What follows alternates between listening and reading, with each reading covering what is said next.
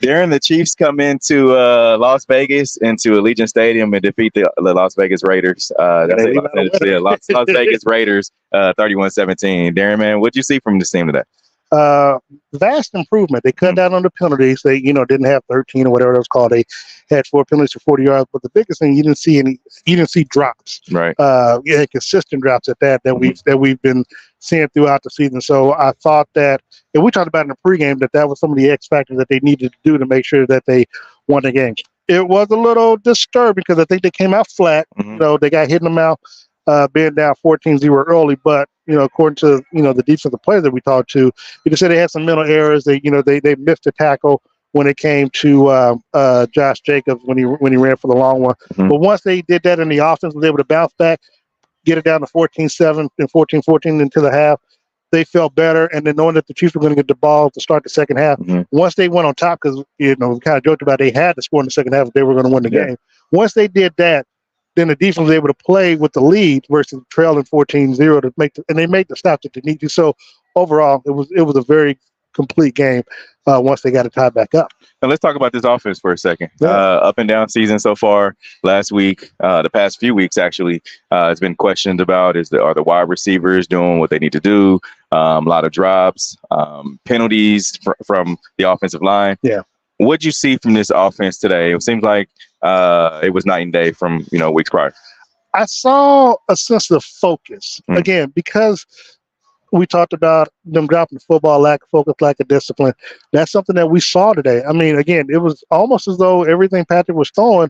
I think he only had 7 incompletions, and I know going to the half, I think he had 5 incompletions, so he only had 2 in the second half. So again, he was methodically, and the biggest thing that I talked about was that he was being, once they got to that going for that second touchdown, he kind of calmed down and didn't seem like he was trying to rush me in a hurry, realizing that, you had the entire second quarter, you had the rest of the second half. You didn't need to try to get all the points you needed in the first half to try to come back and win the game. You just had a second half to play.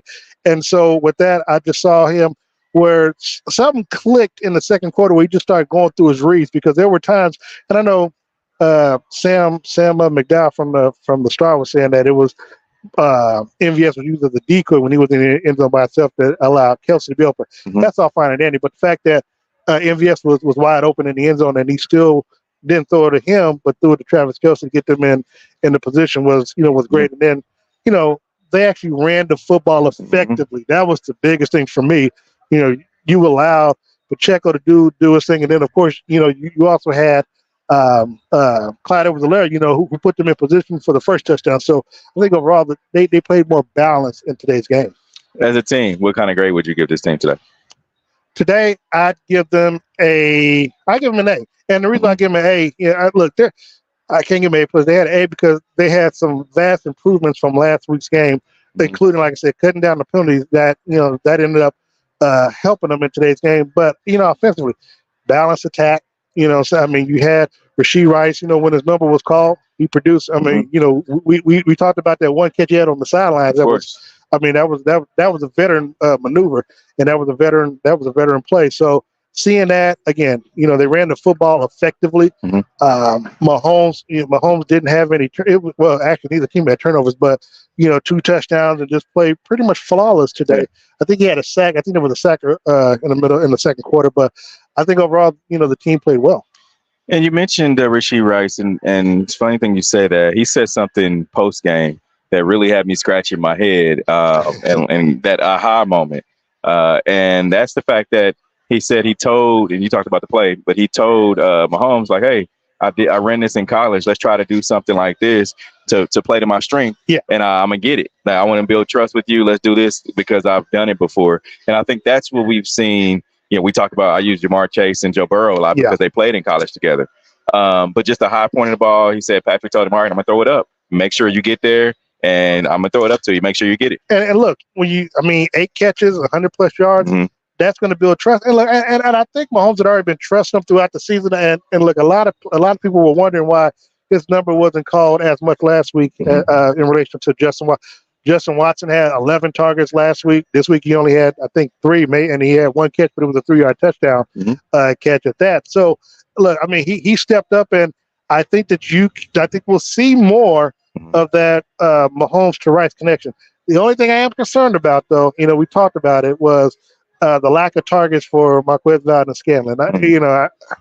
Yes, he had the big drop at the end of the game last week, but still, he's your top paid receiver. I mean, and you pay him as the number one receiver. Yeah. You've got to get him involved, so he don't use him as a decoy. I mean, $11 million for a decoy, you can do better than that.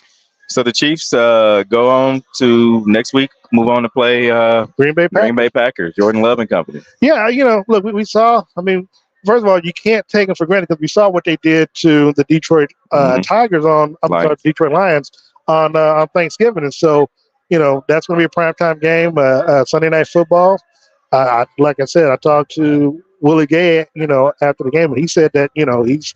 They're not taking anything for granted. He said this week he's not giving them any bulletin material. So he's just, they just want to line up, go out there and play, and try to build on it. And that's the good thing about this win, because people were asking. I know they asked us whether or not this was a must-win game. It is, because one, you kind of saw what took place in the first. Now they may not have, but you saw what took place in the first games. Jacksonville winning, Miami winning last week on Black Friday.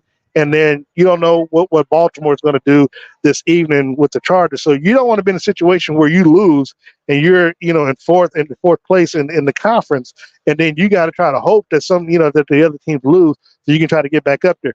You just, obviously play what's on your schedule.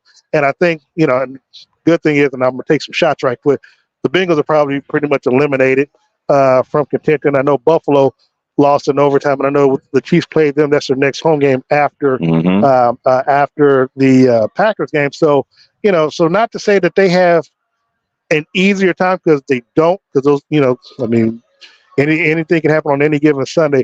But they did help themselves by winning this game. And I think the way that the offense looked, it gave. I think a game like this gave them confidence. One, because they were down 14-0, they had to come back and when they tied it, and then coming out the second half, to knowing that after 3 straight games you weren't able to score, you knew you had to score to try to win the game somehow, some way, field goal or touchdown. They were able to score a touchdown, and then play with a lead, and then build on top of that. So I think they can build on this particular game. You move past Philly, take this game, rewatch it a couple of times, to see the things that you did right, see the things that you did wrong, build on it as you go into Green Bay next week, and parlay that into another streak. For Steve Walls, Darren Smith, look, the Chiefs defeated the Las Vegas Raiders 31-17. Yeah, the party's still happening here in the Winfield Club. For Darren and myself, we got the Red Hour tomorrow. Let me get there. Okay, so we have the Red Hour. Make sure you come and hang out with us tomorrow. Myself, Darren Smith, also Uncle Sean Tyler, and DJ Q. I know DJ Q is going to be riding high 2 weeks in a row because his Eagles won. But come and hang out with us. Chicken and Pickle, 6:30. We'll be there tomorrow. Be there, be square. For myself, Steve Walls, Darren Smith, we are out of here.